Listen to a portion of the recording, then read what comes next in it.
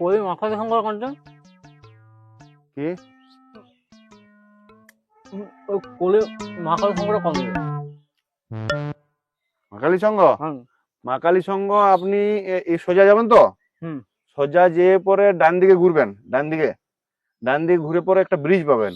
ব্রিজটা পেরিয়েই একটা বাঁদিকে শপিং মল আছে, তার পাশটাতে হচ্ছে মা কালী সংঘ। বুঝতে পারলেন তো? হুম আরে বাবা সোজা যাবেন, ডান দিক ঘুরবেন, একটা ব্রিজ পাবেন, ব্রিজের থেকে বাঁদিক ঘুরে পরে বুঝতে পারছেন? বুঝতে পারছেন? হুম গুটকা আছে, গুটকা তো দেন।